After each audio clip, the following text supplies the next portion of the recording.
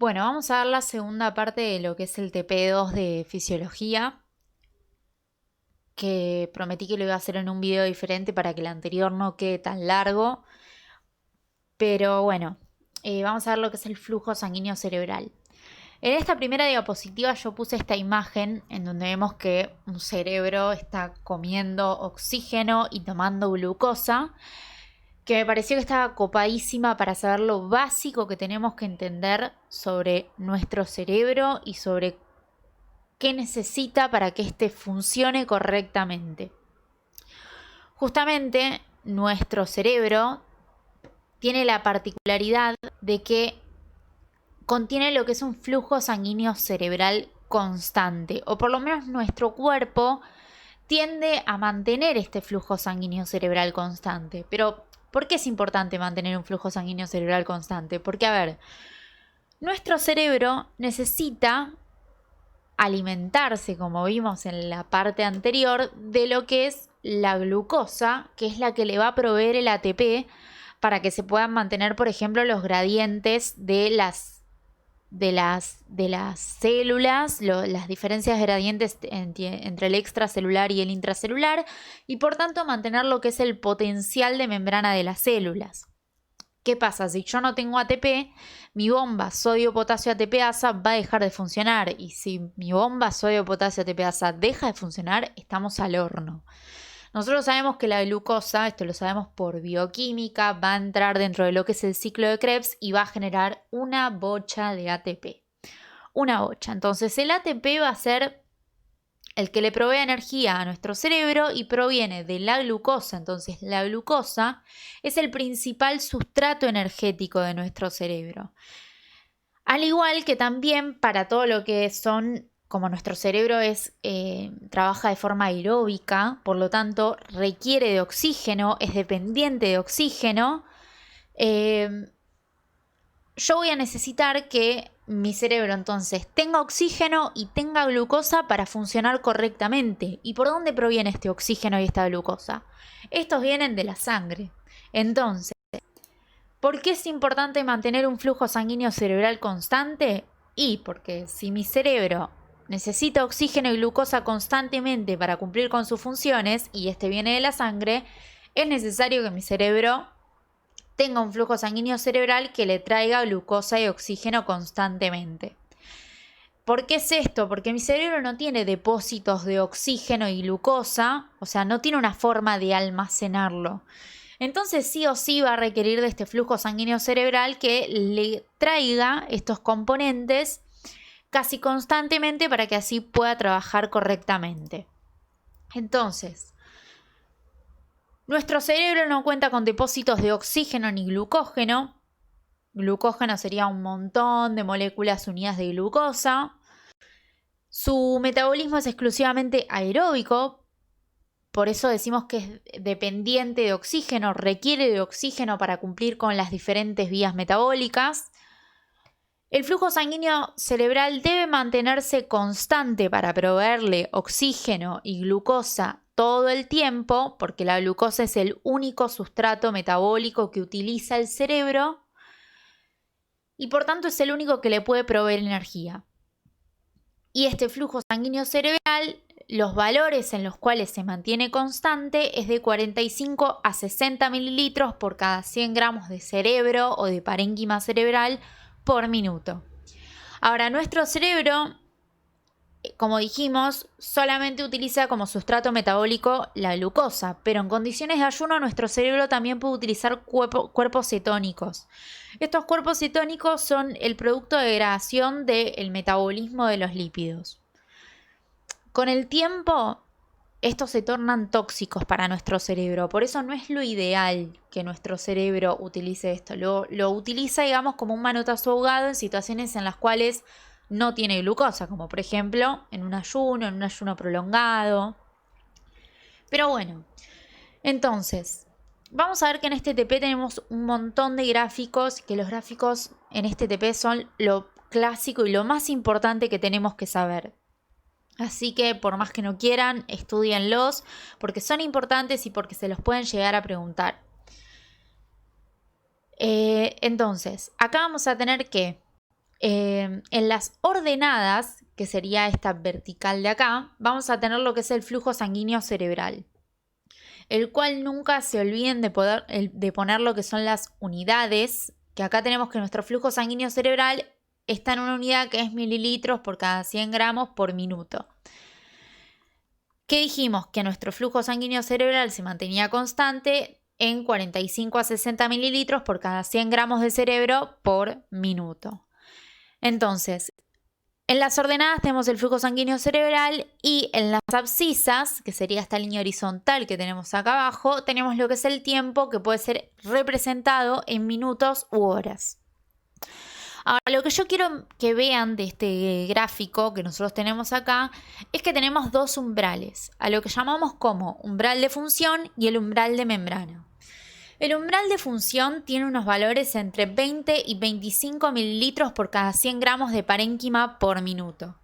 Esto está por debajo de lo que sería nuestro flujo sanguíneo cerebral que debemos mantener de forma constante, porque dijimos que es de 40 a 60 mililitros. Ahora, ¿qué pasa? Por encima de este valor, mis neuronas están funcionando. Entonces, como vemos acá, yo lo representé con caritas felices. Por encima de este valor, de este umbral de función de 20 a 25 mililitros, mis neuronas funcionan bien porque reciben un flujo sanguíneo cerebral óptimo, o sea, correcto. Que por más que no esté dentro de estos valores, recibe correctamente lo que es glucosa y oxígeno y por tanto puede trabajar bien. Mis neuronas están bien. Se mantienen los gradientes, mi bomba sodio-potasio ATPasa está funcionando correctamente. Ahora, ¿qué pasa? Cuando yo estoy por debajo de este umbral de función, las neuronas comienzan a dejar de funcionar correctamente, o sea, pierden su funcionalidad y por lo tanto comienza a haber un mal funcionamiento cerebral. Por eso acá yo le puse unas caritas tristes. ¿Por qué? Porque no está recibiendo el flujo sanguíneo cerebral adecuado para poder proveerle a mi cerebro glucosa y oxígeno de forma correcta. O sea, las cantidades que necesita recibir. Ahora, por otro lado, también tenemos lo que es un umbral de membrana. El umbral de membrana está representado entre valores de 5 a 10 mililitros por cada 100 gramos de parénquima por minuto.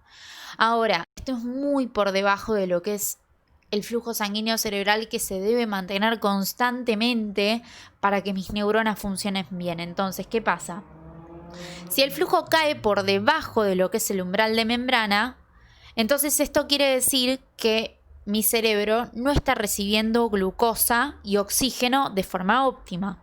Y por tanto, si mi cerebro deja de recibir glucosa, yo dejo de producir ATP, porque no llega suficiente glucosa y tampoco llega oxígeno que es necesario para mis vías metabólicas, porque como dijimos, mi cerebro trabaja de forma aeróbica, o sea, dependiente de oxígeno sí o sí.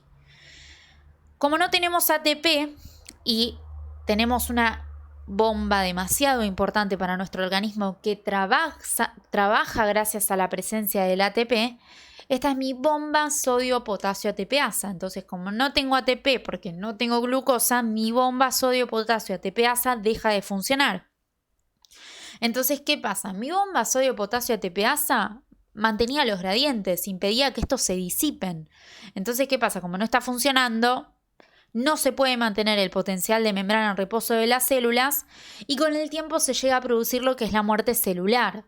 Con la muerte celular ocurren una gran variedad de procesos, como por ejemplo, al romperse la célula se libera todo el contenido que está dentro en su interior, por ejemplo, las grandes cantidades de potasio, lo cual cambiaría totalmente el gradiente que se debe mantener, porque como sabemos el potasio está más concentrado dentro de la célula que afuera. En cambio, si nosotros tenemos muchas células que se están rompiendo y están liberando todo el potasio que contenía en su interior, entonces ahora el gradiente cambió. Y por otro lado vamos a tener que se liberan un montón de sustancias contenidas dentro de la célula, pero que hay una que es principalmente importante, que es el glutamato, que genera lo que se denomina como excitotoxicidad por glutamato. Entonces, cuando mi cerebro no contiene un flujo sanguíneo cerebral que es constante, que está dentro de los valores que son requeridos, Lo que ocurre es que mi cerebro deja de funcionar y mis neuronas empiezan a morir. Entonces, a mi respuesta de por qué yo necesito un flujo sanguíneo cerebral constante, es justamente porque mi cerebro lo requiere para poder trabajar de forma óptima. Bueno, entonces, ¿cómo hace nuestro cuerpo para poder mantener este flujo sanguíneo cerebral constante? Para poder entender esto es necesario saber una serie de fórmulas, que son estas que tenemos acá en esta diapositiva, en donde es necesario aprendérselas de memoria, no queda otra, y cada uno de estos tiene una importancia la cual vamos a tener que saber para poder entender lo que viene de acá en adelante. Así que escríbanse estas fórmulas y vayan siguiéndome el razonamiento. Igual yo se las puse en cada diapositiva en la cual la vamos a ver y en la cual consideré que era importante para que lo puedan terminar de entender.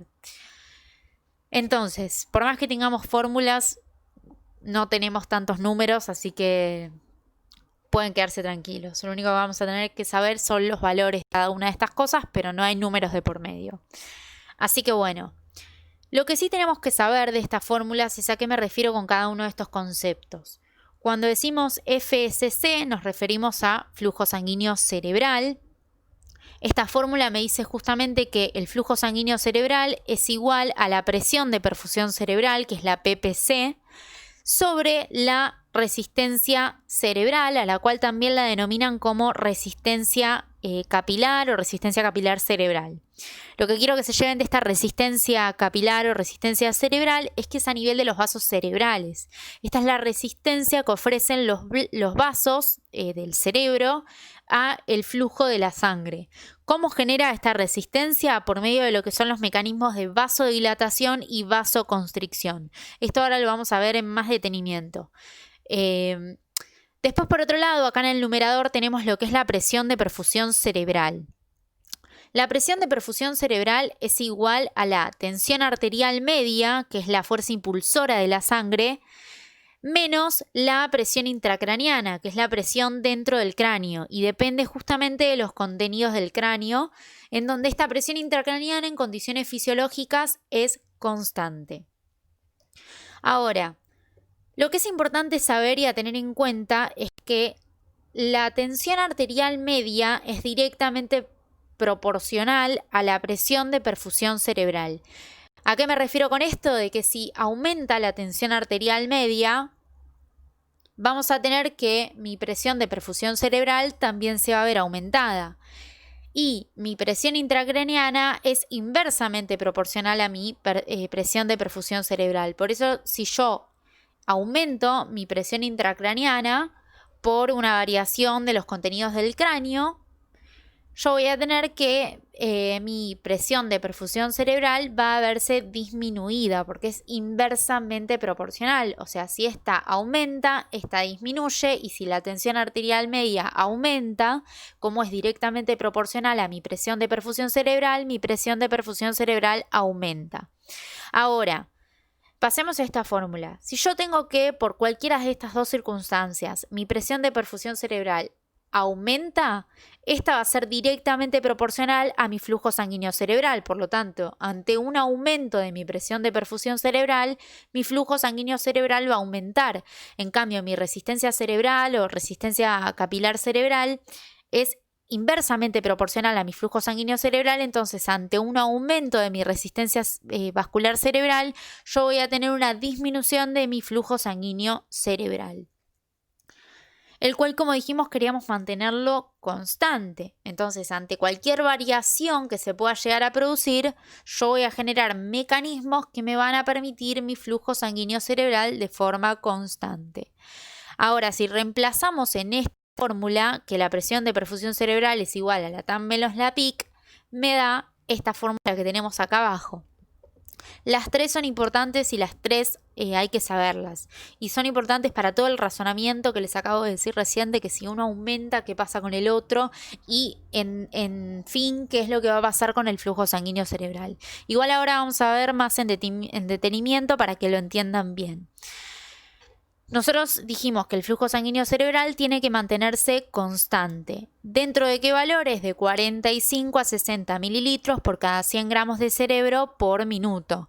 Mientras que mi presión intracraneana dijimos que en condiciones fisiológicas era constante y en situaciones normales tiene un valor entre 5 a 15 milímetros de mercurio. Ante cualquier variación ya no estamos hablando de una situación fisiológica, sino que estamos hablando de una circunstancia que es patológica. Esta siempre se mantiene constante.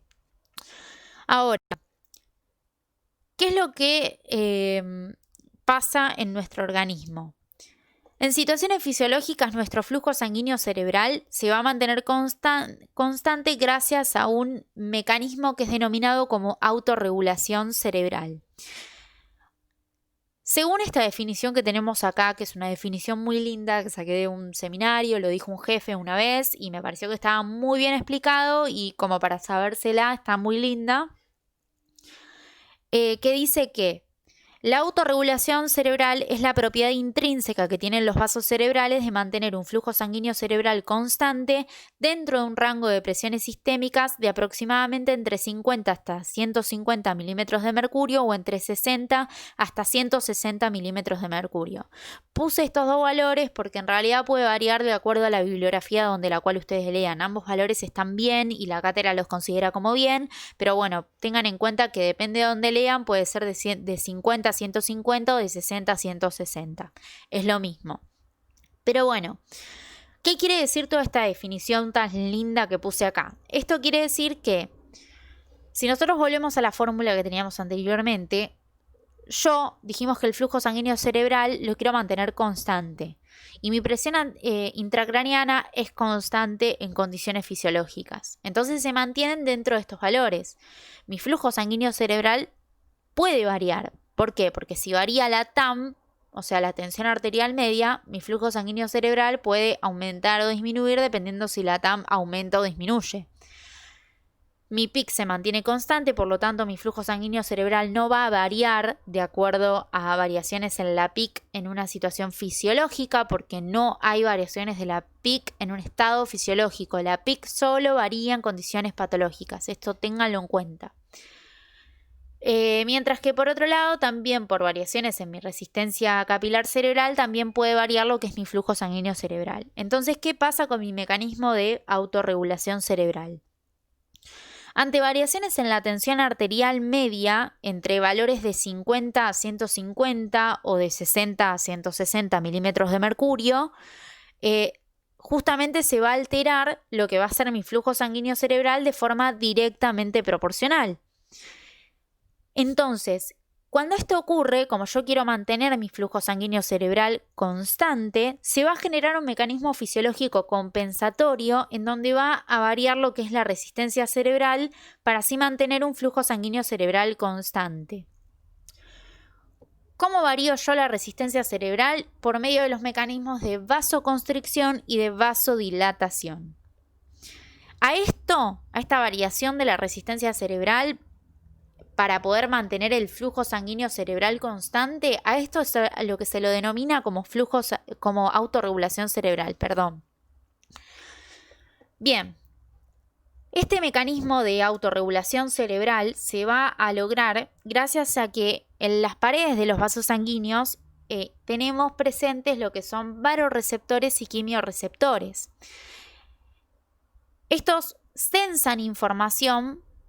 Por ejemplo, los quimiorreceptores, sensan que cuando está disminuido el flujo sanguíneo cerebral, disminuye la presión de oxígeno y está aumentada lo que es la presión de dióxido de carbono. Entonces, estos quimiorreceptores reconocen estos cambios y van a producir a nivel de los vasos sanguíneos vasodilatación para así aumentar el flujo sanguíneo cerebral, porque si tenemos el flujo sanguíneo cerebral disminuido, nosotros vamos a querer aumentarlo para que a nuestro cerebro llegue más sangre, para que así pueda tener las correctas cantidades de glucosa y oxígeno que necesita. Algo que es importante saber es que dijimos que cuando cae el flujo sanguíneo cerebral, cae la presión de oxígeno, o sea, llega menos oxígeno al cerebro. y aumenta la presión de dióxido de carbono porque van a haber ciertas vías metabólicas que van a estar funcionando y van a estar generando dióxido de carbono, el cual se va a acumular. Y hay algo que es muy importante saber, que es que el dióxido de carbono es el principal vasodilatador. Entonces, hay determinadas sustancias en nuestro sistema nervioso central que van a ser liberadas y van a generar mecanismos como la vasodilatación en este caso, para así mantener el flujo sanguíneo cerebral constante. O sea, miren todo lo que hace nuestro cuerpo para decir, che, loco, hay que mantener nuestro flujo sanguíneo óptimo para que mi cerebro funcione bien. Entonces, para entender más o menos todo esto que acabo de explicar, vamos a verlo más detenidamente. Esto es lo que yo les decía de las variaciones que podían ocurrir en base a la TAM y cómo iba a manejarse nuestro cuerpo para mantener este flujo sanguíneo cerebral constante. Nosotros vamos a poder ver todo esto con estas fórmulas que expliqué anteriormente. Entonces, si nosotros tenemos que la sangre llega a nuestro cuerpo con mucha fuerza, o sea, tenemos una alta tensión arterial media, nosotros dijimos que la tensión arterial media era la fuerza impulsora de la sangre. Este aumento de la tensión arterial media va a ser sensado por presorreceptores de la pared de los vasos cerebrales que van a determinar la liberación de una serie de sustancias que van a estimular la vasoconstricción. Entonces, vamos a seguir este mecanismo. Ante un aumento de la tensión arterial media, si la PIC se mantiene constante, que dijimos que en condiciones fisiológicas estaba constante, va a aumentar la presión de perfusión cerebral, porque la tensión arterial media es directamente proporcional a la presión de perfusión cerebral. Ante un aumento de la presión de perfusión cerebral, yo tengo que esta va a ser directamente proporcional al flujo sanguíneo cerebral. Por lo tanto, si aumenta mi presión de perfusión cerebral, mi flujo sanguíneo cerebral aumenta.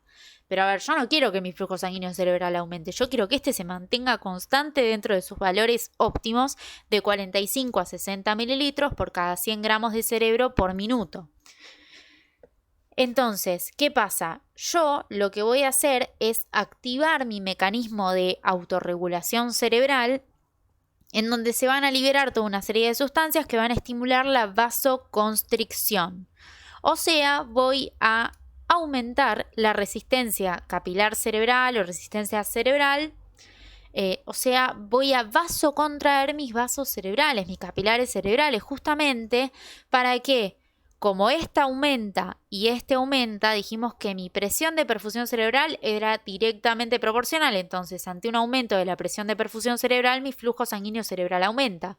Pero si yo genero vasoconstricción, o sea, aumento mi resistencia capilar, mi flujo sanguíneo cerebral va a bajar.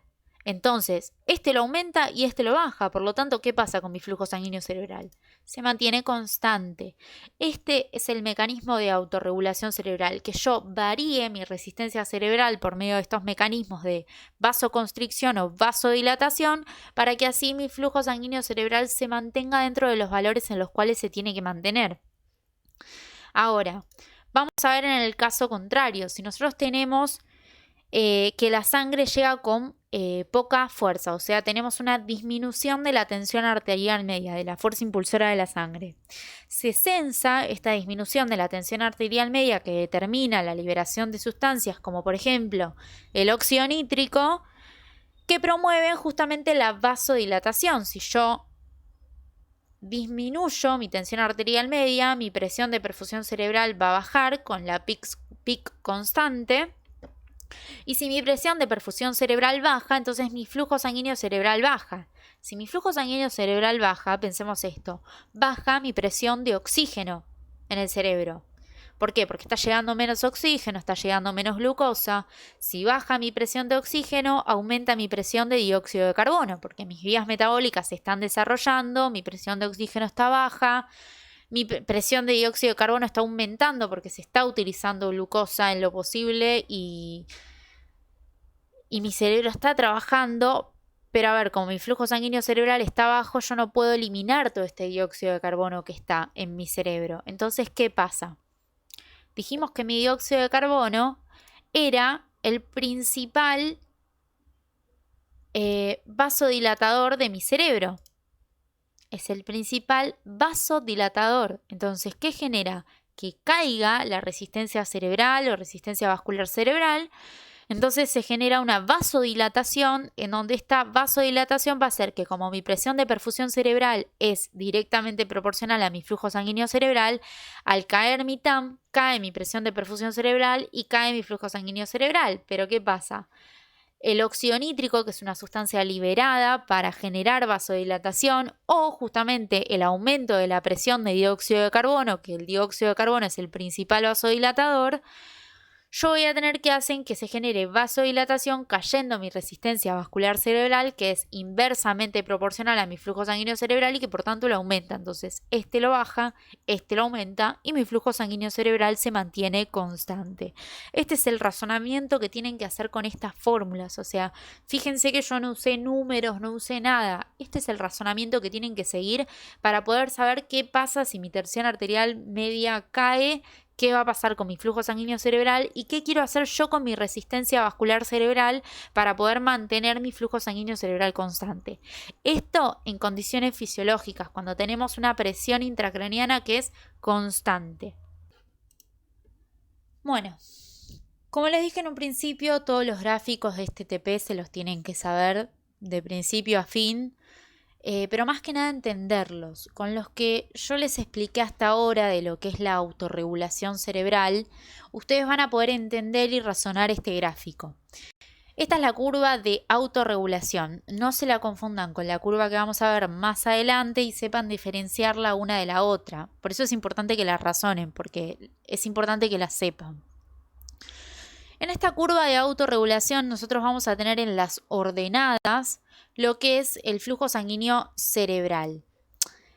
En este flujo sanguíneo cerebral vemos que está representado por sus unidades de por mililitro cada 100 gramos de parénquima por minuto, en donde vemos que está representado el valor de 45 a 60 mililitros por cada 100 gramos de parénquima por minuto, que dijimos que este era como su valor constante necesario para que esté funcionando correctamente.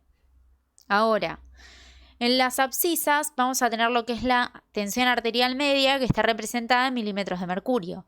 Recién explicamos que la autorregulación cerebral lo que me permitía era generar variaciones de la resistencia cerebral por medio de mecanismos de vasodilatación y vasoconstricción dentro de un rango de tensión arterial media que iba de 60 a 160 milímetros de mercurio o de 50 a 150 milímetros de mercurio, dependiendo la bibliografía de la cual ustedes lean.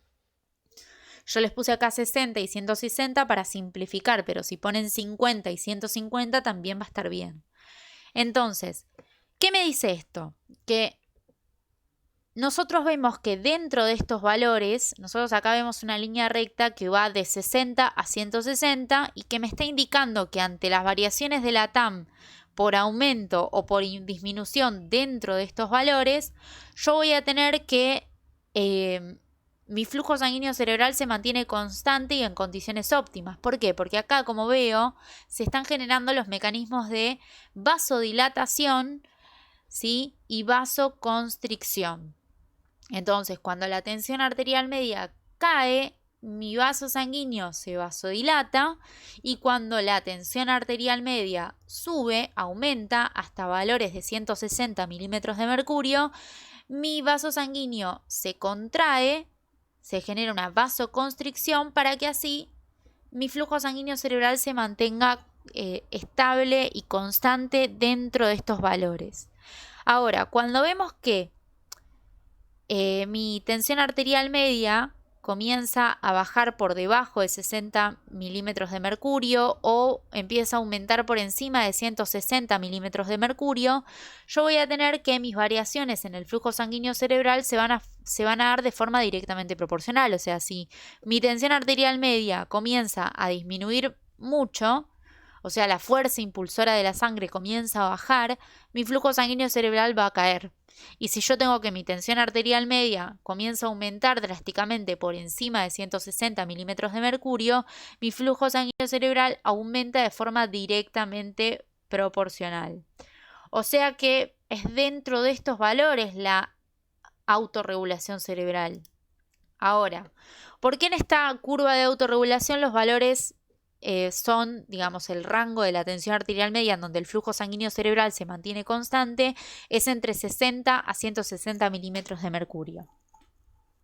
Esto es porque los vasos sanguíneos tienen un límite de vasodilatación y de vasoconstricción, o sea, menos de 60 milímetros de mercurio, mis vasos sanguíneos ya no van a poder vasodilatar más, así como más de 160 de tensión arterial media no pueden vasocontraer más para compensar los posibles cambios que se van a producir a nivel del flujo sanguíneo cerebral. Por lo tanto, fuera de este rango de presiones de 60 a 160 o de 50 a 150 milímetros de mercurio, los cambios del flujo sanguíneo cerebral son directamente proporcionales a los cambios de la tensión arterial media y la autorregulación cerebral no puede seguir generándose, o sea, no se va a poder mantener un flujo sanguíneo cerebral constante gracias a las variaciones de la resistencia vascular cerebral, porque no vamos a poder ni vasodilatar ni vasocontraer más de estos límites. Entonces, a modo de resumen, yo voy a tener que, si a mí me aumenta la presión arterial, o sea, me aumenta la tensión arterial media, las arteriolas de todo el organismo se van a vasodilatar, o sea, lo que sería mi resistencia periférica. ¿Se acuerdan que yo dije que nosotros teníamos una resistencia cerebral, que es la que estaba representada en la fórmula, que me hablaba de lo que eran los capilares cerebrales, y una resistencia periférica que me está hablando de los vasos que están en el resto del cuerpo? ¿Qué pasa? Justamente cuando mi tensión arterial media está muy aumentada y por tanto me está llegando mucha sangre al cerebro, me llega mucha agua al tanque, las arteriolas de todo el organismo se van a vasodilatar y va a disminuir, va a caer la resistencia periférica para que así no llegue tanta agua al tanque. Los vasos cerebrales, por otro lado, se van a vasocontraer, justamente para generar lo mismo, o sea, se aumenta lo que es la resistencia vascular cerebral. Si a mí me disminuye la presión arterial, o sea, me cae la tensión arterial media, las arteriolas de todo el organismo van a vasocontraer, o sea, van a generar el efecto contrario. Como me está llegando poca agua al tanque, mis vasos sanguíneos periféricos van a vasocontraerse, o sea, aumenta la resistencia vascular periférica para que llegue más agua al tanque, y los vasos cerebrales se van a vasodilatar para que justamente permitir que entre la mayor cantidad de sangre posible, o sea, cae la resistencia vascular cerebral. Es jugar con estos términos de que se aumenta, si baja, si sube, si cae, es simplemente esto. Bueno, este es un ejercicio que saqué de la guía, que más o menos estaría representando lo mismo que vimos en el gráfico anterior. Esto es la curva A que nosotros vemos acá. Es la curva de autorregulación, en donde vemos que en los valores de 60 a 150, 160, como ven por acá, vamos a tener que nuestro flujo sanguíneo cerebral se mantiene constante dentro de estos valores, que son los óptimos para nuestro cerebro. Entonces, en la curva A está representada lo que es la autorregulación cerebral, mientras que en la curva B nosotros vamos a ver que está representada lo que es la pérdida de la autorregulación cerebral, por ejemplo, por un daño endotelial, en donde el flujo sanguíneo cerebral aumenta casi linealmente a cambios de la tensión arterial media, porque como vemos, a medida que va aumentando la tensión arterial media, mi flujo sanguíneo cerebral también va a ir aumentando progresivamente. Entonces, en la curva A hay autorregulación cerebral y en la curva B no hay autorregulación cerebral. Bueno, ahora vamos a ver lo que era la presión intracraniana. Dijimos que la presión intracraniana se mantenía constante en condiciones fisiológicas dentro de lo que eran los valores de entre 5 a 15 milímetros de mercurio.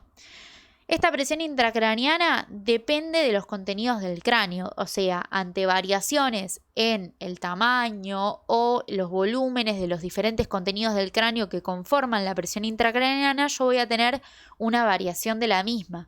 Esto se va a dar en condiciones patológicas, por ejemplo, nosotros tenemos que la PIC depende de los componentes del cráneo, que son la masa encefálica, o sea, el cerebro,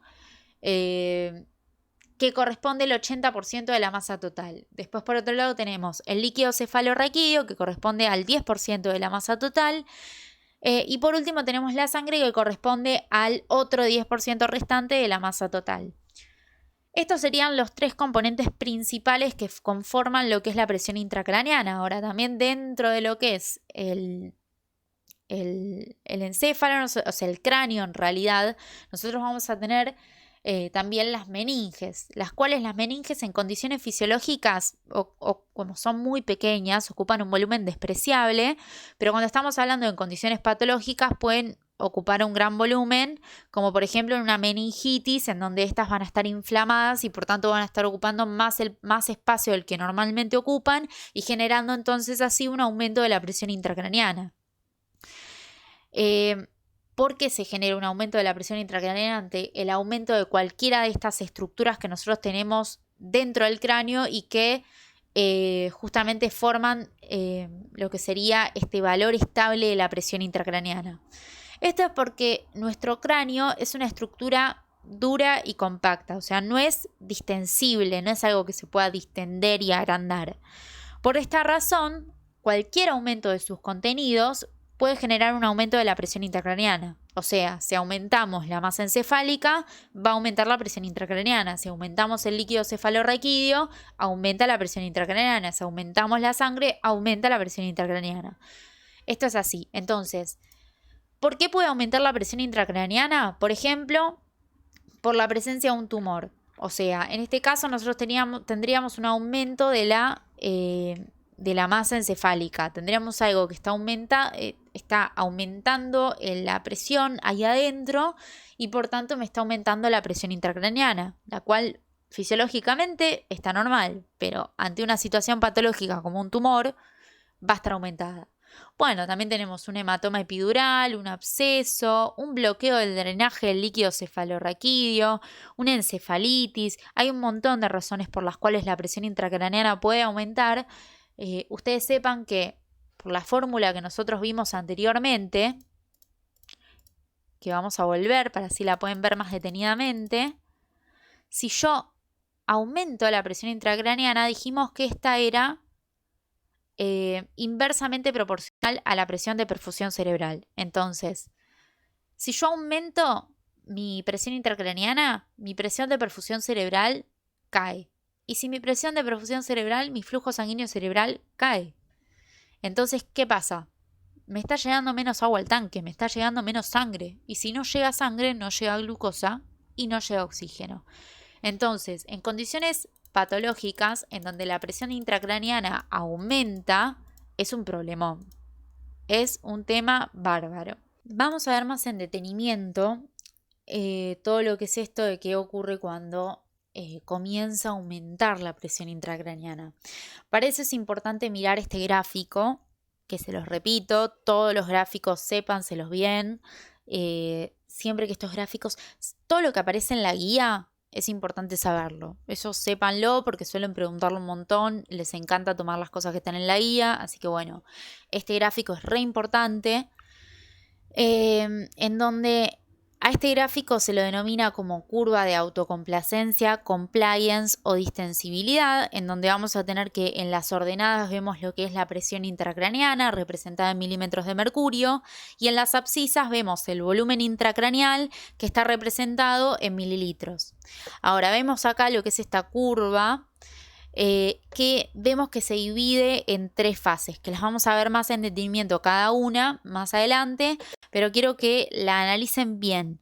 Fíjense que lo que esta curva me está indicando es que en un primer momento, ante variaciones del volumen intracraneal, yo voy a tener que mi presión intracraneal se mantiene constante. Vemos que esta línea se mantiene dentro de lo que serían los valores constantes en los cuales la presión intracraneal tiene que mantenerse, que dijimos que era de 5 a 15 milímetros de mercurio.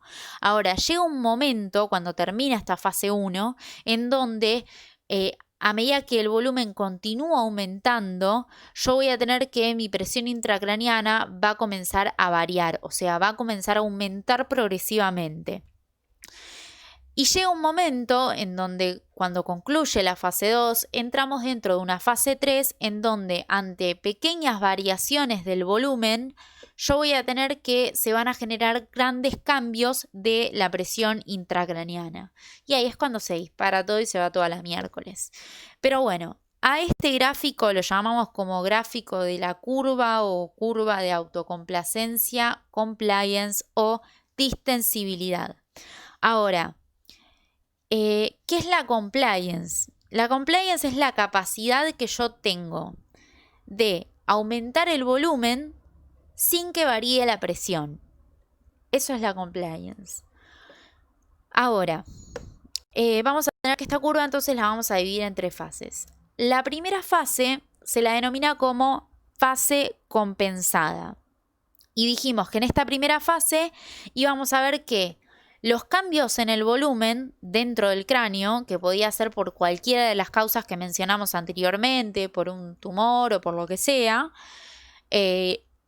nos van a producir, no producen cambios en la presión intracraneana, o los cambios que producen en la presión intracraneana son mínimos, o sea, son totalmente despreciables.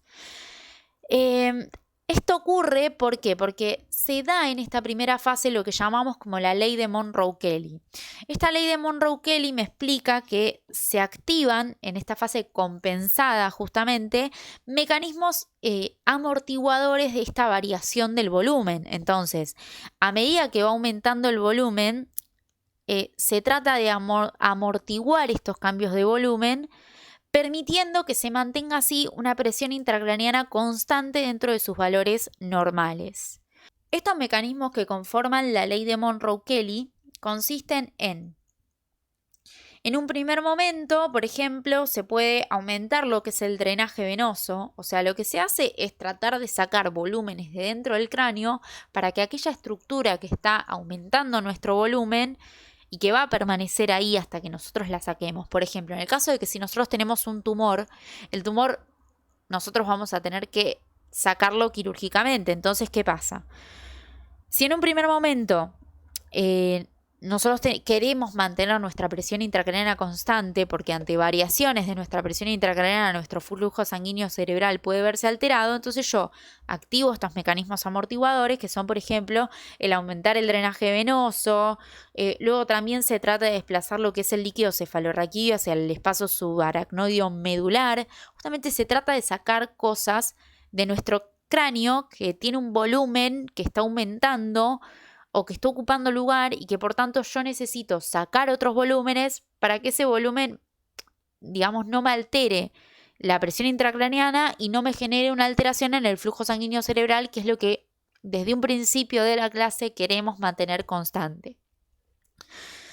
Entonces, bien, llega un cierto volumen en donde estos mecanismos ya no pueden compensar más el volumen que está aumentando drásticamente, y por lo tanto comienza a aumentar la presión intracraneana.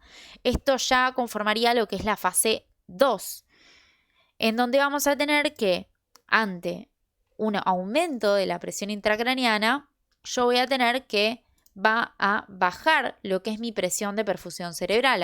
Acuérdense que era inversamente proporcional la PIC a mi presión de perfusión cerebral, y si baja mi presión de perfusión cerebral, en esta segunda fase se activan los mecanismos de autorregulación, que eran la vasodilatación y la vasoconstricción. En este caso, como mi presión de perfusión cerebral está cayendo por el aumento de la presión intracraneana, yo voy a generar que disminuya lo que es la resistencia vascular cerebral, para que así se puedan vasodilatar los vasos sanguíneos cerebrales, y por lo tanto, como cae mi presión de perfusión cerebral, yo vasodilato para que empiece a llegar la sangre que no está llegando correctamente, y por tanto mi flujo sanguíneo cerebral se mantenga constante.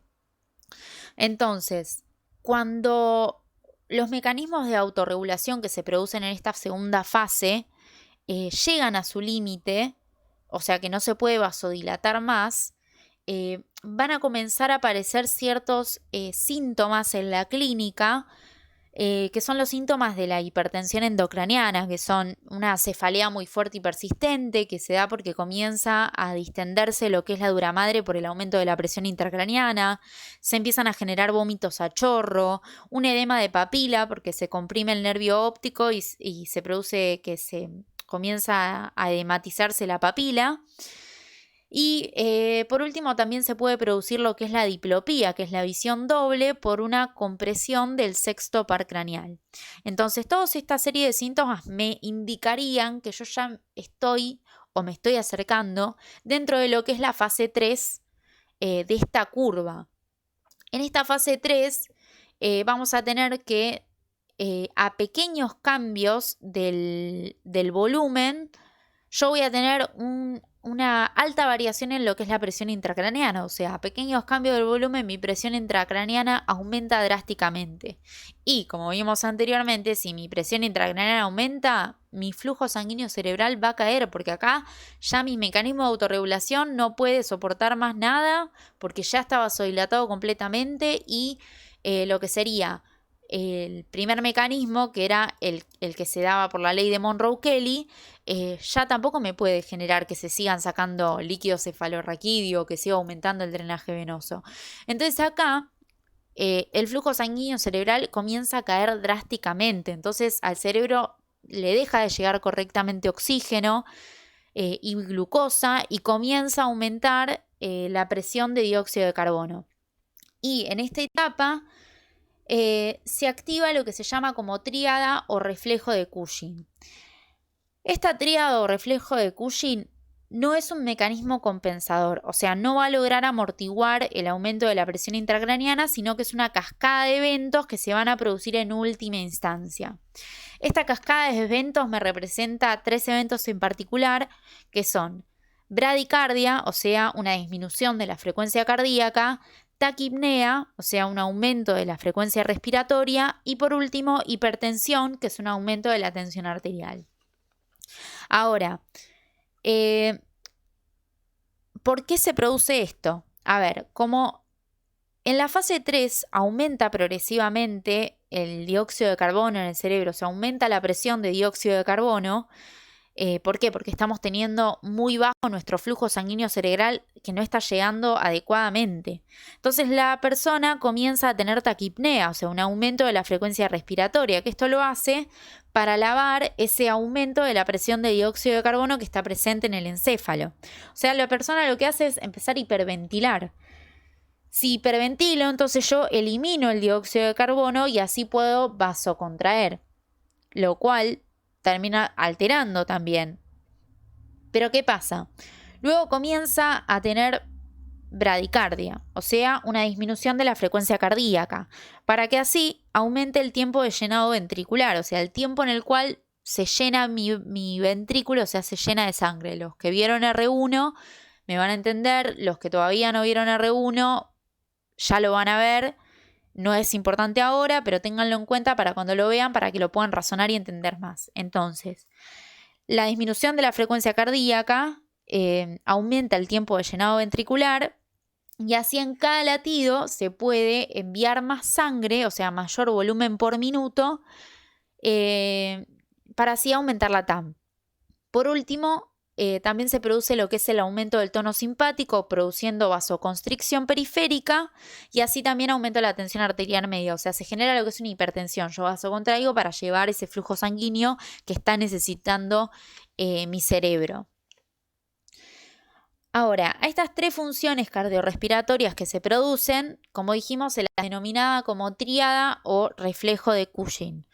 Y como dijimos, estos son mecanismos fisiológicos que se dan en el cuerpo en condiciones patológicas, o sea, ante un aumento de la presión intracraneana, y el cuerpo los hace para restablecer los valores normales, pero ocurre que al aumentar la tensión arterial media para así disminuir la presión de perfusión cerebral, le mando más sangre al cerebro, lo que va a aumentar todavía más la presión intracraneana. Si continúa aumentando la PIC, se determinará por lo que es enclavar el tronco del encéfalo, lo cual se lo denomina como herniación, y termina generando lo que es la muerte del paciente. O sea, todos estos mecanismos fisiológicos compensatorios que se producen generan al fin y al cabo la muerte del paciente. Para yo solucionar este aumento de la presión intracraneana, lo que tengo que hacer es solucionar la causa principal, la cual me está generando este aumento de la presión intracraneana, que es justamente, si tenemos un tumor, sacar ese tumor. Es así, o sea, es la única forma. Bueno, Eso fue todo. Espero que les haya gustado. Voy a tratar de subir la semana que viene, en lo posible, el de somatosensorial. Pero bueno, nada, les mando un beso.